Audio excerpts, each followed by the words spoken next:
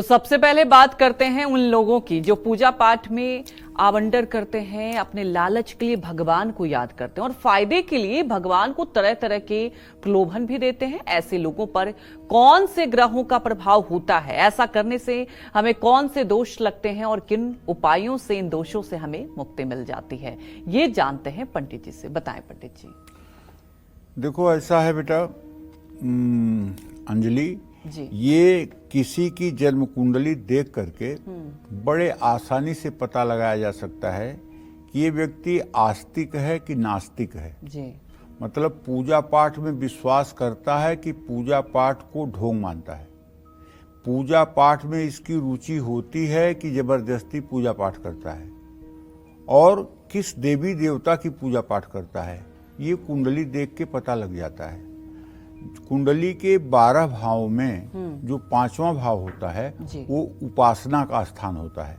उससे मनुष्य की विद्या, संतान और पूजा उपासना ये 3 चीजें देखी जाती हैं।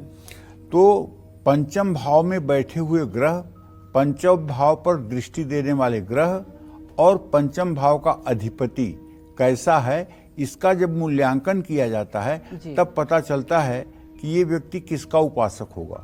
जैसे अगर पंचम भाव में सूर्य की स्थिति हो तो ऐसा आदमी भगवान सूर्य का उपासक होता है, चंद्रमा हो तो भगवान शिव का उपासक होता है, मंगल हो तो हनुमान का उपासक होता है, बुध हो तो श्री हरि विष्णु और गणेश का उपासक होता है, बृहस्पति हो तो भगवान कृष्ण, राम और विष्णु का उपासक होता है, शुक्र हो तो ऐसा व्यक्ति देवियों का उपासक होता है, शनि हो तो महाकाली का उपासक होता है, राहु केतु हो तो तंत्र विद्या के देवी देवताओं की उपासना करता है या वाममार्गी देवियों की उपासना करता है, जैसे छिन्नमस्ता, धूमावती, इन देवियों की उपासना करता है। तो इस बात से ऐसे पता लगाया जा सकता है या तो स्थिति हो या तो दृष्टि हो। दूसरी बात, अब धर्म का प्रतीक जो ग्रह है, 9 ग्रहों में जो धर्म का प्रतीक ग्रह है वो बृहस्पति है। अच्छा। बृहस्पति के बलाबल का जरूर विचार करना चाहिए। अगर बृहस्पति के बलाबल का विचार किया जाए और बृहस्पति अगर निर्बल निकल गया तो ऐसा आदमी पक्का है नास्तिक होगा, इसमें कोई दो राय नहीं। अच्छा। बृहस्पति अगर नीच राशि में, नीच के नवांश में है या पापक ग्रहों से पीड़ित है या राहु केतु से पीड़ित है तो ऐसा आदमी आस्तिक हो ही नहीं सकता है। पूजा पाठ में 2 मिनट के लिए बैठेगा उसको उच्चाटन हो जाएगा। ठीक है। तो कहने का आशय है कुछ लोगों की कुंडली में बृहस्पति नीच राशि का होता है। नीच राशि माने जहां 10 नंबर लिखा हुआ है कुंडली में आपके, अगर वहां बृहस्पति है तो नीच राशि में है। ऐसे ही एक नवांश कुंडली होती है बगल में, उसमें देखेंगे अगर वहां भी 10 नंबर में बृहस्पति बैठा है तो गुरु नीच के नवांशक में भी है। ऐसे लोग पूजा में आडंबर करते हैं। ये लोग जब तक परेशान नहीं होते हैं तब तक इन्हें भगवान याद नहीं आते हैं। कुछ लोगों की कुंडली में बृहस्पति राहु के साथ होता है, ये भाई गुरु चांडाल योग कहलाता है। बड़ा खराब ये दशा है। इसका संयोग 2 प्रकार से बनता है। एक तो आपकी जन्म कुंडली में ही गुरु और राहु की युति है, और दूसरा आपकी बृहस्पति की महादशा में राहु की अंतर्दशा चल रही है, या राहु की महादशा में बृहस्पति की अंतर्दशा चल रही है, या बृहस्पति की महादशा में केतु की अंतर्दशा चल रही है, या केतु की महादशा में बृहस्पति की अंतर्दशा चल रही है, तब भी ये गुरु चांडाल योग प्रभावी होगा। और जिनकी कुंडलियों में ये योग है वो लोग एकदम बिलबिला जाते हैं, ऐसी प्रकृति मार मारती है कि बिलबिला जाते हैं। मैं इसका शर्तिया आपको इलाज अभी बता देता हूं, कहीं भूल ना जाऊं इसलिए बता देता हूं। आप जैसे सावन का महीना शुरू हो रहा है 22 तारीख से, इस सावन के महीने में किसी भी गुरुवार के दिन 3 लीटर गाय का दूध लेकर के किसी शिवालय में जाइए और योग्य ब्राह्मण से हाथ जोड़ करके आग्रह कीजिए कि वो आपका रुद्राभिषेक करा दें।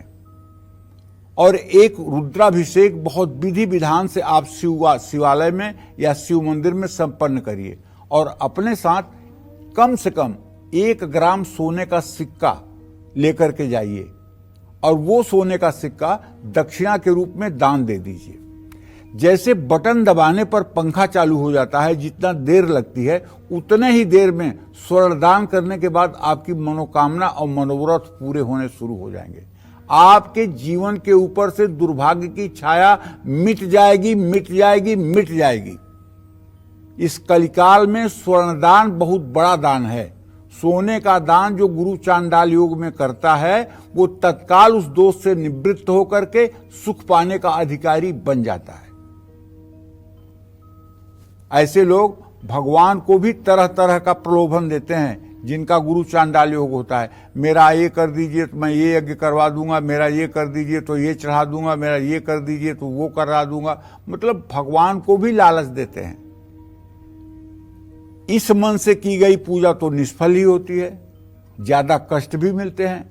ऐसे लोगों को पितृदोष लगता है। अच्छा हाँ, गुरु चांडाल योग अगर आपके अष्टम भाव में है या द्वादश भाव में है तब निश्चित रूप से आपके यहाँ पितृदोष लगा हुआ है। आप पता करिए, आपके खानदान में गया श्राद्ध कोई नहीं किया होगा, भागवत का पारायण, भागवत का पाठ किसी ने नहीं सुना होगा, और आपके पितर नाना प्रकार की खराब योनियों में गुजर रहे होंगे।